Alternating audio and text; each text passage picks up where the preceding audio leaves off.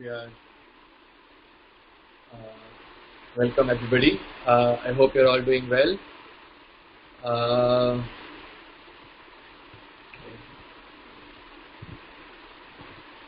so yesterday we had discussed about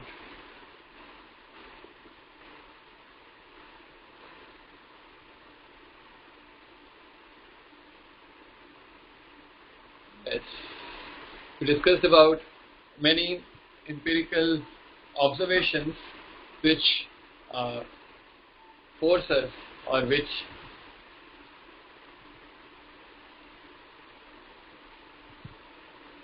force us or which inspire us to uh, seek out the existence of God, right?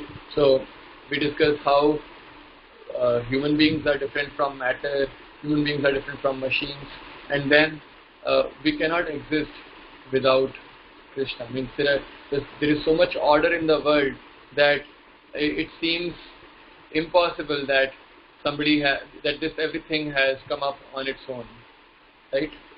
So let's continue with our discussion.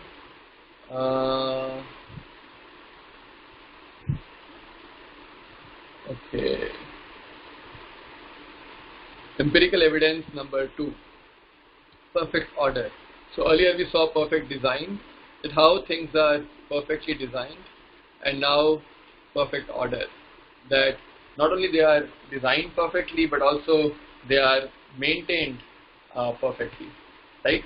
Not just about designing and leaving it. Like many philosophers, they say God made the world and then died.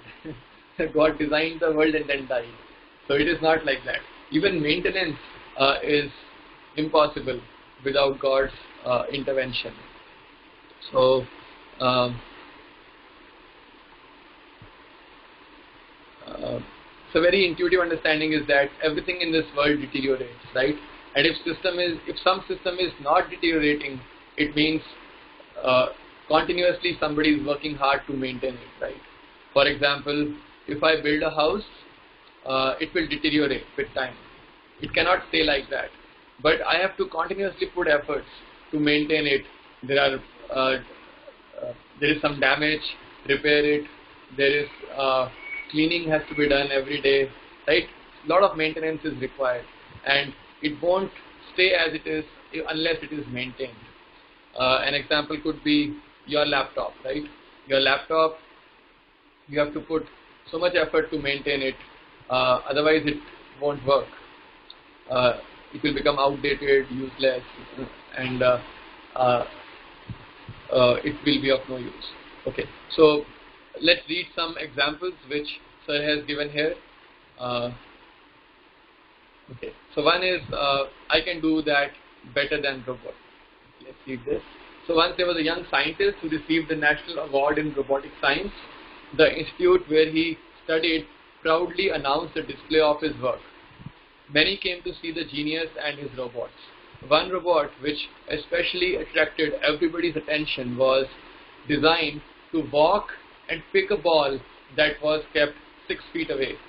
Seeing this and seeing all, the people who were in awe, a little girl screamed, "But I can do this much faster and better than the robot." So, a little girl, she said, "Oh, I can pick that ball faster than the robot and much more efficiently and elegantly as compared to the robot." So, okay, maybe I can stop here. What is the lesson which you get from this paragraph, from this instance? Quickly write on the chat window, whatever you got. There are so many things. You can analyze this situation in so many different ways. I want to just collect your ideas which will help me to also see, okay, I didn't think like that, I didn't think like that. So Abhishek Bansal Prabhu is saying, we should appreciate natural technology. That's very true, right? We have also seen in the previous chapter that how natural technology is very important for us. We cannot live without that, so we should care for it more than anything else. And of course, the artificial technology also is helpful if it helps us to understand ourselves better. but not just to Alexa get me a taxi, not just for that purpose. Right? Okay, so this is one takeaway from this paragraph, that we should appreciate natural technology made by God, like the girl, like the human beings who can do things much efficiently. More viewpoints, perspectives.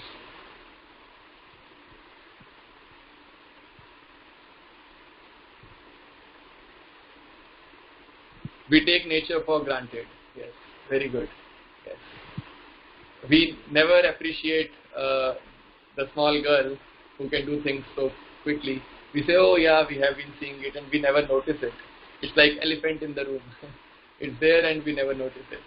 So similarly, if you see one small mosquito, so small mosquito, can today even science, today scientists, they have made a quadrotor or a flying bot which is this big or this big or this big, but a mosquito is this big. Compare that scale. So it is so wonderful. If you can appreciate this big a bot, why not this small bot also? So the fly, right? We were discussing about the fly. So fly is an excellent masterpiece of technology. It can fly so fast. Try to catch it sometime. You can never do it. It is so sensitive, so sensitive. It's a masterpiece of technology. You try to catch it, try to hit it, anything, you can never do it. It is so sensitive. It will just run away, just escape. Yes, so we take nature for granted and we fail to appreciate nature. What else?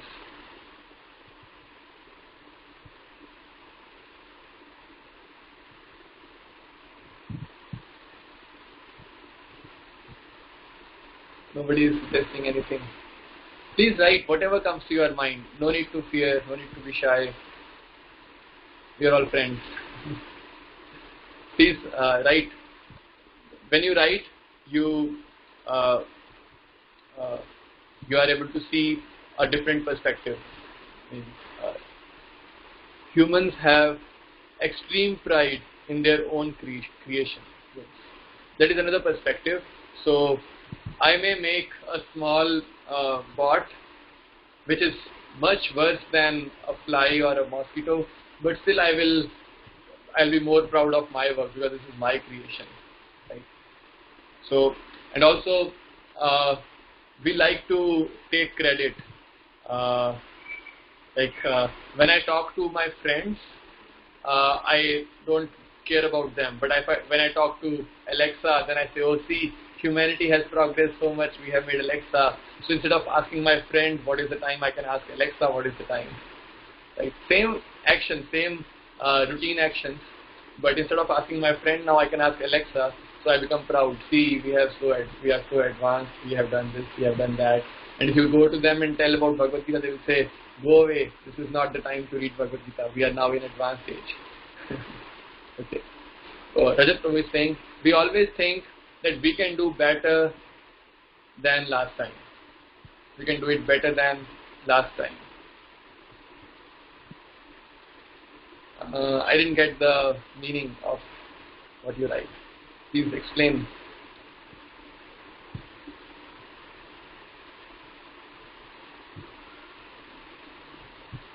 We always think that we can do better than last time.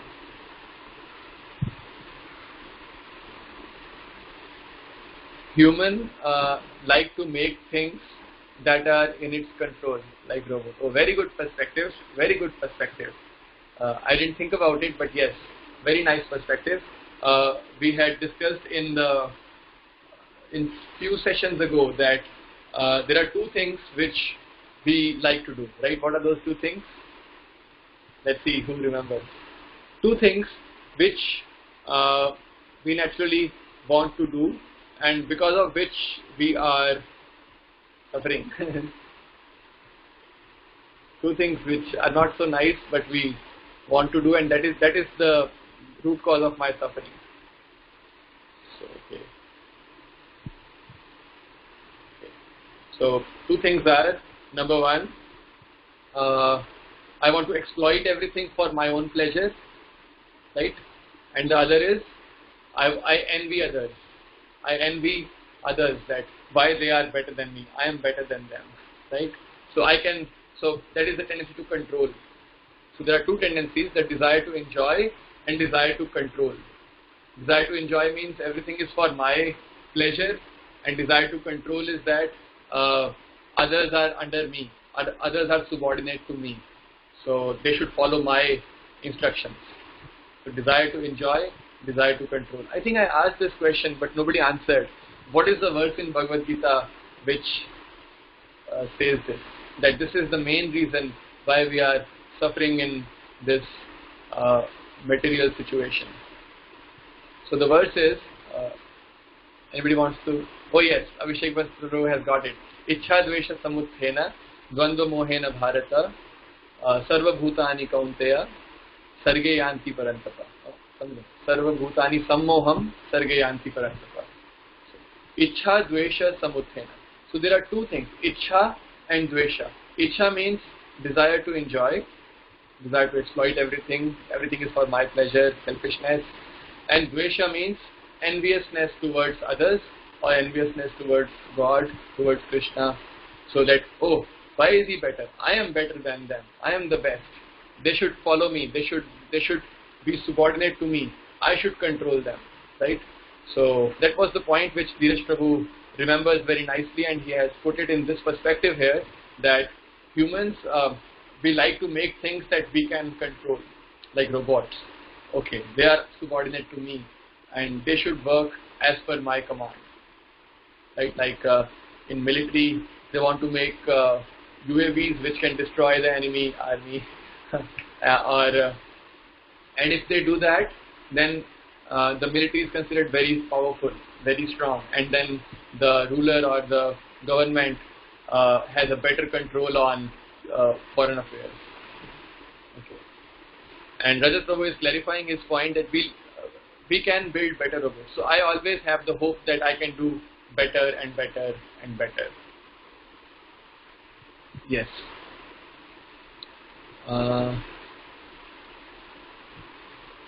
think I will take it in this perspective, that when I see a human being doing things and I see my creation, my robot, and when I see the human being, I say, oh, I can also learn something from there and I can do better.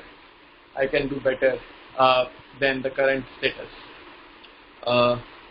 Which means what I am building, the robot, eventually the template comes from nature. The template is the natural creation, right? The real human is the template whom I am trying to mimic or copy, right? So that is the perspective I think that Prabhu has. Okay, so let's move on to the next paragraph. Perfect design in nature also implies a perfect order, and this in turn also means a perfect controller who not only designs complex orders but also controls them. We may design many complicated robots, but God has designed us and unlimited other creatures that are astounding in their complexity and functions. In this section, we will discuss how there is perfect order maintained in universe or in nature through certain unchangeable laws, physical and natural, and thus come to the conclusion that that expert designer and controller must be God. Okay. So in the previous section we discussed about perfect design, that how things are designed perfectly. Now we are discussing about maintenance, how things are also maintained perfectly. So if something is designed perfectly and then left on its own, then it will collapse very soon, right? Because in this world everything collapses, everything deteriorates. So even to keep up with that, even to keep that thing up to date or keep that thing running in the same way, it needs constant control, constant maintenance. You buy a new car, it might be the best car of the world, like a Jaguar or Porsche, but if you don't take care of it, if you don't maintain it, you just drive it and drive it and drive it, never take it to service station for maintenance, it will break down very soon. It will break down very soon. Even if it is perfect car, maybe after 1 year or maybe a few months, who knows, it will break down. So it needs constant maintenance. So similarly, this world, it needs constant maintenance. And in this section, we'll see some of those examples. First is physical laws, law of gravity. So like law of gravity, things are falling down and we are observing if I leave a ball, it falls down. For whatever theory, whatever reason, whatever theory I can build, either Newton's gravitation or Einstein's general theory of relativity, that is a different issue. But the very observation that I see things are falling, this is true. And things are falling with the same acceleration due to gravity, with the same speed or with the same change in speed, right? So the things are falling. So somebody must be maintaining this law. Then the speed of light does not change in a given medium.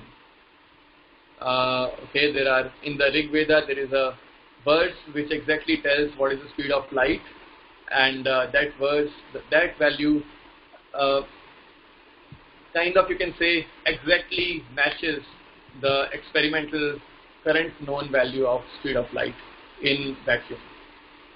So that value and this value, it is within experimental errors, it is exactly matching. Okay, and this is there in Rig Veda. So this means whatever complicated devices which we use today to measure the speed of light, I cannot say that such sophisticated science did not exist in the past. Otherwise, how could Rig Veda calculate? So they must have some means to calculate the speed of light, right? Today, if you ask the modern scientists or what is your view on that, they will say, we don't know. I mean, they are not able to answer, or they are not able to explain why Rig Veda value is so precise.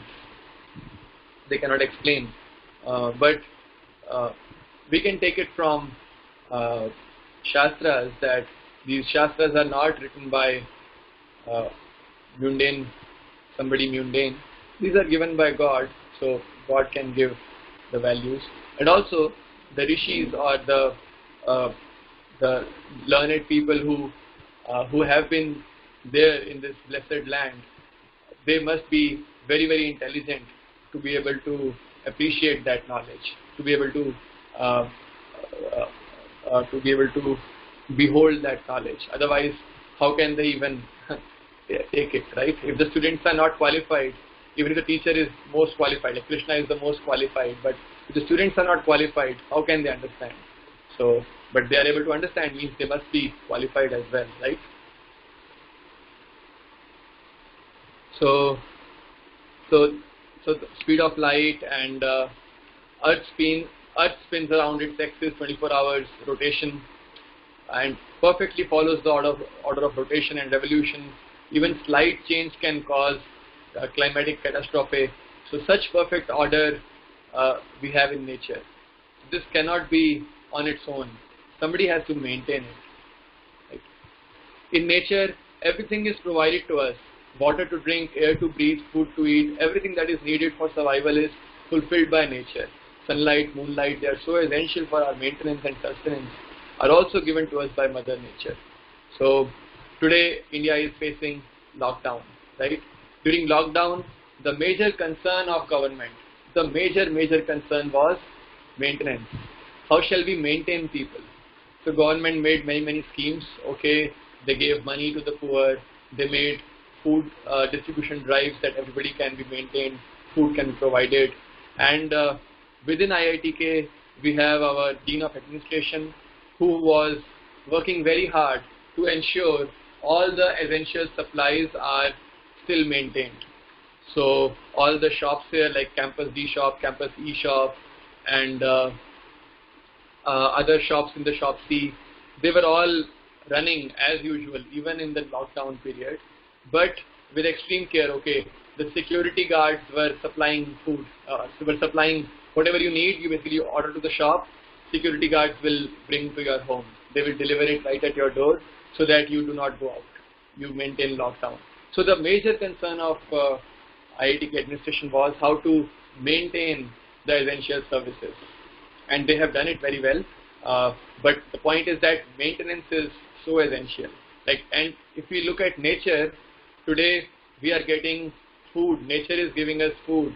Nature is giving us water, air, everything. So somebody must be maintaining it. The question is, do universal or physical laws require maintenance? So in the previous section we had discussed universal laws, like speed of light is constant, and the time period of rotation or revolution of Earth is constant. Or if you go by Newton's law of gravitation, the value of capital G is constant, right? So all these, do they require maintenance? The answer is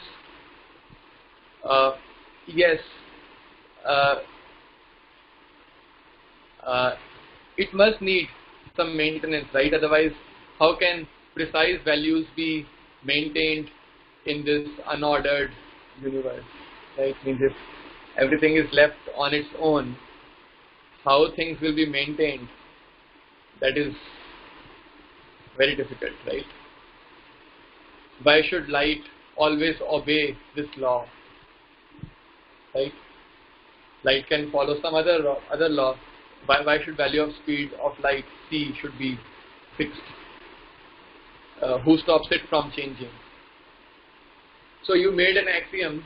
Okay, they are fixed. Why it is fixed? That is the axiom. We don't know, but it is fixed. That is also one way to look at the problem, but doesn't look very practical, because everything needs maintenance. Then why not these physical laws? Of course, but if you ask modern scientists, they will say, oh, we take it as an axiom that this is fixed. Why fixed? Just it is fixed. That is it. That is our understanding of nature. That is what they will say, right? Okay. Most importantly, every living entity from insects to humans is given parents who have natural instincts to go at length caring for their offspring. This instinct and other sorts of intelligence are also given to us. This is a very, very important point actually. There are many things. So now we are moving slowly from dead matter to living organisms. Every living organism, they have some very basic drives, which are, let's say, eating food. Even if you see animals when they are born, let's say some small ant is born, even that knows that it has to eat food. It will find food. It does not go to a school to learn about that. Oh, I should eat food daily. I should eat balanced diet or anything like that. But still, the very, very basic tendency to eat, that is there in the, even in an ant or in a bird or a fly, whoever you see, just naturally it is there. And then there is an instinct in the parents to take care of the children. So there are the birds, they will travel the whole day to collect some food, some grains, and bring to their chicken and feed them. It's naturally there. They don't learn it in the school. They don't have language by which they can share this knowledge. How does this knowledge come in them, right? They don't even talk. Like I can talk. I can say, we can teach our friends, oh, you know, you must take care of your children, otherwise he may get this disease or that disease. I can teach via language, but animals don't have language also. How do they know that they have to take care of their children? Now, sir has given one example here which is very striking. This is of an octopus. It's called the giant Pacific female octopus. She lays her eggs in thousands, in number. She lays thousands of eggs, divides them into different groups based on size, shape, and likeliness of survival. Then she dedicates the next 2 months of her life in protecting them from predators and ensuring that they get enough oxygen supply by constantly pushing water currents towards them. So basically, when something is lying in ocean, fungus will attack, right? Fungus will be covering them, and it will feed on them, and the fungus will kill eggs. And also, if because of fungus, the eggs won't receive sunlight, and then also eggs will be harmed, right? Eggs may not survive. So what she does is she constantly, with water, she's pushing away all the fungus, all the algae, and trying to make sure that the eggs receive sufficient sunlight. And also there are animals who attack, right, to eat, and the female octopus is keeping all the predators away and protecting them. And she is so busy keeping them, that means the eggs, alive, that she doesn't even have time to feed herself. She doesn't eat. And once the eggs hatch, specific female octopus is totally exhausted, and in a matter of minutes, it dies. Like she is caring for them so much that she herself dies. So you cannot, I don't know if it is possible for anybody to be absorbed in something so much that you forget to eat, you forget to drink, and you basically die. I have never seen such an example amongst humans or in any other species. But this is one example which sir has given here. It's really touching. I saw it on Wikipedia also. It is there, and it is really explained quite graphically there as well. So it is evident that an invisible hand always guides us, particularly in difficult times. All arrangements have been made for our survival here. It is not that we were thrown in some kind of isolated place and that we have to start everything from scratch. This again signifies total towards an intelligent universal maintainer. So maintenance is very much required to keep this world as it is. So very deep concept. Things are so complicated, and the equilibrium is so delicate. It can break at any time, and it should break at any time. But still it does not break. This means somebody has to put efforts to maintain it. Like I will give another example. Like this pandemic of corona. It has come. So if we go by laws of nature, everything must finish because it's a pandemic and everybody must die. But it doesn't happen, right? Doctors are trying very hard to take out, to discover, to invent some medicine to take care of corona, right? So they are trying to maintain, and researchers all over the world are trying to find ways to come out of this situation. So putting a lot of effort. Now imagine if nobody puts any effort, everybody just leads the life as they are, without putting any effort towards this pandemic. What will happen? What will happen?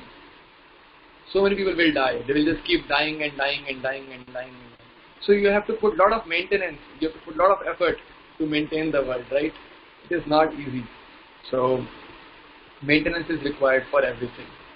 So how can we say, if just to maintain this small human population, we need so much of effort, what to speak of this cosmic system? How much more maintenance that will require? Because we never see a crash, we never see a mishap happening, we assume everything is perfect, but it is not. Somebody is putting very hard effort to maintain things. That is what we have to appreciate. So like Gita describes that how different demigods are maintaining the universal system. The rain, the water, the wind, the sun, the moon, everything is being maintained by different people, and these people are called demigods. They are appointed by Krishna to maintain the universal affairs. Okay, I think should we stop here?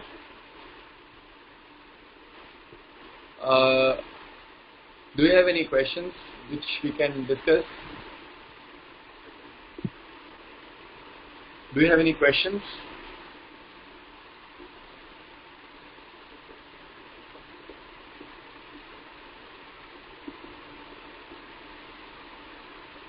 Nobody has questions? Should I ask question then?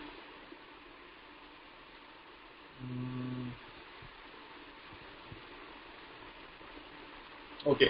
Give me an example from your life that something, if you don't maintain, won't survive or won't stay as it is. If you don't, you have to put, basically, you are putting a lot of effort to maintain something. What is that? If you don't maintain, okay, very good example, health. If you don't maintain your health, it will deteriorate very fast. Your CPI, if you don't attend your classes, if you don't submit your assignments, prepare for your exams, do put a lot of effort in your exams, your CPI will deteriorate. Yes. Home. Now you are at home, so you can appreciate that. You put a lot of effort cleaning it daily, and then there are repairs needed. What else in home do we do regularly? Oh yes, you have electric supply, which has to be supplied regularly, which has to be there all the time. Otherwise, you won't have light at home. None of your appliances will work. They will just collapse. Yes. So my home is something I have to put a lot of effort to maintain it. And home also means relationships, right? Home is not just the building. It also means relationships. You have to put a lot of effort to keep your parents happy, to keep your brother happy, to keep your sister happy, to keep your friends happy. So you have to put a lot of effort into your relationships also. If you don't do that, then they might not mind it, but then it is not a good relationship, right? I may be indifferent towards my relatives or my near and dear ones. They may still tolerate it, but then I will be a nasty person, right? And I won't, my relationship will be very dull. Society. I have to put a lot of effort in maintaining the society, yes. So, like we have a society of devotees here. So if we don't put effort in helping each other, like we are reading Gita together. So you are putting effort to learn Gita and live Gita. I am putting effort to read with you daily, and Sir has put a lot of effort, enormous amount of effort to make these lessons for us. So everybody is trying to put a lot of effort to maintain this society of devotees who can associate with Krishna in this way. Cleanliness of body, yes. I have to put a lot of effort to keep my body clean, right? I haven't shaved for 2 days now, and you can see I'm looking so bad. So, and my body is very bad. So, if as soon as I will shave, and I'll be fresh again. Yeah, so I have to put a lot of effort. Cleanliness of mind, yes, very important. Tarun Prabhu, thank you. So I have to put a lot of effort to keep my mind clean. If I just lie down on the bed and just keep sleeping all the time, very soon my mind will become very depressed, very negative. So I have to keep myself very active and engage my mind in lots of good activities, like hearing Bhagavad Gita regularly, like Sir is giving these days classes on chanting, hearing them regularly, and with that my mind stays clean. If I don't do that, if I don't associate with devotees, don't associate with Krishna Katha, then my mind will be full of what? WhatsApp Katha or all junk Katha. All WhatsApp will take away all my mind, and the news of the world will take away all my mind, or negative thoughts, just for no reason negative thoughts will take away my mind. I have to put a lot of effort to keep my mind clean. Okay. We have to chant so that we can remember Krishna, because we very naturally forget him. Yes, very good point. So I have a natural tendency to forget everything, and especially Krishna. So I have to chant regularly so that I never forget him. I have to put a lot of effort to maintain my God consciousness, maintain Krishna consciousness. So that's why I chant regularly, listen to Sir's classes regularly, read Bhagavad Gita, do this course, learn Gita, live Gita course, so that I can remember Krishna all the time. Actually, you have hit the right point. All this Vedic literature, why Vedic literature is there, why the Vedic civilization is there, the whole purpose is this only. So one is always remember Krishna, and the other is never forget Krishna. So always remember Krishna and never forget Krishna. That is the purpose of all the Vedic literature. All the Vedic literature. Okay. Okay, now question from Archit Prabhu. Why does maintenance take so much effort? Why does everything have a tendency to fall apart? Very good question. Let us see who would like to answer this question. All of you can give your answers, and let's see how we think. I'm sure many people will have many perspectives. Please contribute to this chat window so that we can see everybody's perspectives. The question is, why does maintenance take so much effort? Why does everything have to have a tendency to fall apart? Okay, Abhishek Prabhu, very philosophical perspective that maintenance is in the mode of goodness while we are mostly in ignorance. So we have to put a lot of effort to come to the mode of goodness, right? Yes, very nice perspective. Thank you. Because something other domains, either good or bad. Because something other domains, either good or bad. I don't know. What does that mean?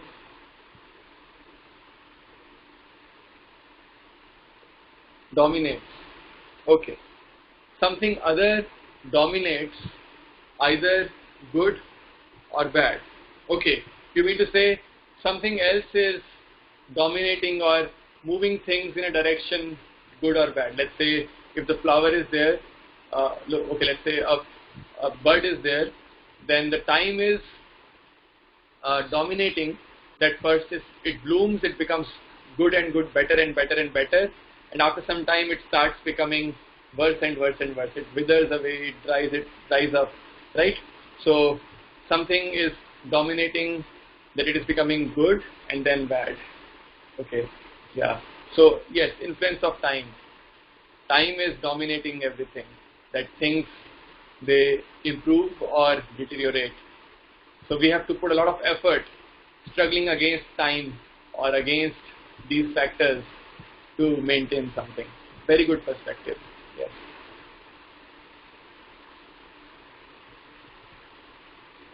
More answers? Okay. Very, very deep point Abhishek Prabhu has hit. Everything has a tendency to fall apart because that is the property of material world, deterioration. Everything has a tendency to fall apart in this material world. That is the property of material world. Dukhalayam dash. Let's see who hit it first. Ashashvatam. Very good. So Dukhalayam Ashashvatam. So Ashashvatam means everything must deteriorate. It cannot stay like that forever. So that is why this is the nature of the world. The time factor is pushing everything because it is the nature of the world that everything must deteriorate.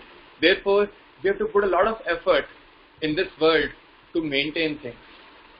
But we have another option.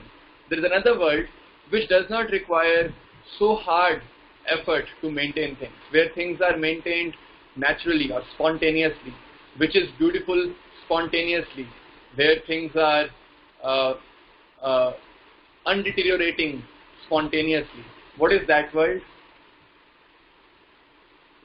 What is that world? Somebody has to answer. Spiritual world. Why only Abhishek Prabhu only is answering? Others should also, don't feel shy. So if you answer, it is a good sign. Okay, so I think Archit Prabhu has got many perspectives on his answers, on his question now. His question was why does it take so much effort to maintain things, and why do everything falls apart naturally? So we got many perspectives on the answer. I hope you appreciate answers from all the devotees. Okay, Kunal Prabhu is saying, so that we can get higher perfection of life. Yes, very good perspective. So Kunal Prabhu is saying that when we put efforts to maintain things, then we get uh, a, a hint of higher perfection in life. Uh, so like we are trying to maintain our consciousness, trying to maintain purity of mind, trying to maintain the purity of our house. So when we put all this effort, when we do all these things, then this naturally shows our interest in perfection, that I want to be perfect. And Krishna notices that. Krishna notices that I am putting effort to keep my mind pure, keep my house or pure. Pure means not just clean, but also pure means having Krishna in our house, so that house is pure. So, and when Krishna notices that, then he helps us to advance further and further, so that we can get perfection of life.